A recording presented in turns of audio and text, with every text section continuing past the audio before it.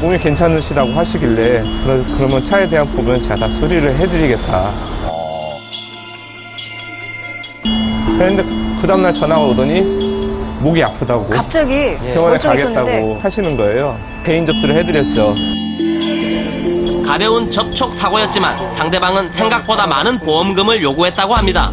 합의금만 180만 원에 병원을 3번이나 옮겨다니며 청구한 금액이 130만 원이 넘었고 거기다 차 수리비로 30만 원의 현금까지 받아갔습니다. 이때 이렇지 않다 이런 걸 주장을 따로 안 하겠습니까? 빼도 박도 못하는 상황을 만들어 놓고 이제 보험을 이제 처리를 받으니까 뭐 주장하고 뭐 그럴 게 없지 않습니까? 참, 가해자가 돼버리니까. 이곳에서 사고가 났다는 사람들을 만나는 것은 어렵지가 않습니다. 일단 잘못한 게 있으니까. 네. 저기서 비상라이트 켜고 이렇게 후진을 했단 말이에요. 식당에서 저녁을 먹고 나온 정훈 씨는 차를 빼기 위해 후진 기어를 넣고 뒤를 살폈습니다. 마침 반대 차선에서 오는 차를 발견하고 차를 멈추고 지나가길 기다렸다는데요. 그런데 그때 반대 차선에서 오던 차량과 사고가 났습니다. 그걸 또 기다렸다가. 일부러. 천천히 후진 중이었기 때문에 상대 차량 몰딩만 떨어진 가벼운 접촉 사고였다고 합니다.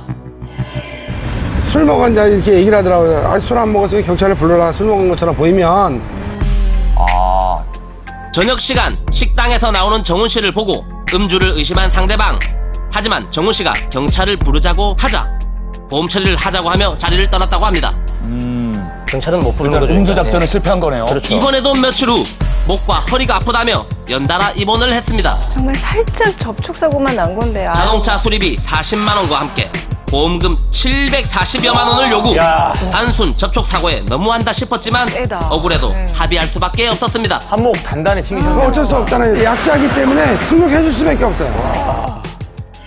지금 상태에도 80만 원이 넘게 나오니까요. 그것도 올라왔지만 내가 그 사고 나고 나부터는 하도 억울해서 후방 카메라까지 달았었어요.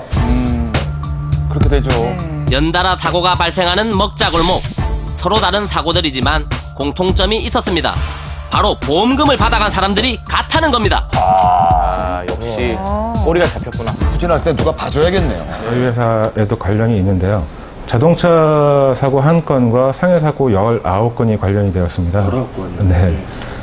저희 회사에서 그 금액이 약 3,550만 원 정도의 피해 금액이 발생이 되었는데요. 사고 다발죄에 대한 분석을 통해서 수사 의뢰를 하게 된 경우. 꼬리가 길면 밟히죠. 한 보험 회사에서만 무려 20건.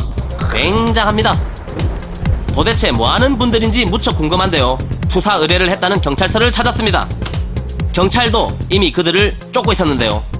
맨 처음에는 저희 경찰서 관할지인 올림픽대로에서 교통사고가 발생이 됐는데 작년 9월 올림픽 도로에서 차선 변경 중에 충돌 사고가 발생했습니다. 차선을 변경한 운전자가 보험 처리를 약속하고 헤어졌는데요. 문제는 보험 접수 이후 발생했습니다. 사고 차량에 없던 동승자가 갑자기 나타난 겁니다. 분명 그 당시에는 없었는데 말이죠. 네. 저 웃음. 좀 이상하다 그러면서 이제 신고가 됐었는데 그 사람들에 대해서 사고 이력을 확인해 보니까 교통사고만 따졌을 때 개별로는 70건 가까이 되거든요. 75건. 꾼들이군요, 꾼. 이 사기꾼들. 사람들이 과연 이게 고의교통사고냐 아니냐를 확인하기 위해서는 피해자들을 일단은 만나야 됐었습니다. 진술자, 피해자분들 찾는 데만 해도 한 두세 달 걸린 것 같습니다. 50명 정도 가까이를 갖다가 이제 만나서 조사를 받았습니다. 조사 결과 이들의 수법은 늘 동일했습니다. 가벼운 접촉 사고를 내고 현장에서 운전자를 안심시킨 후 병원을 몇 번씩 옮기며 엄청난 보험금을 요구했는데요. 사고가 이렇게 보시면 알지만 계속 요 도로거든요. 이들의 활동 무대는 주로 화곡동 먹자골목. 도로의 특성을 잘 알던 사기범들은 고의로 교통사고를 유발해 수억 원의 보험금을 받아냈다는 겁니다. 디귿자를 그거네. 황금 라인. 영락 없이 흔한 차 노린 거예요.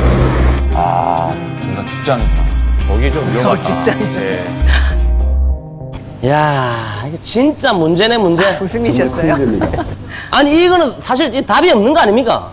자세히 보면 다 답이 있죠. 유형을 알아야 합니다. 선생님 저기 방송하고 있는데 옆에 이러시면 안 되는데 뭐 하시는 겁니까? 혹시 어디서 한번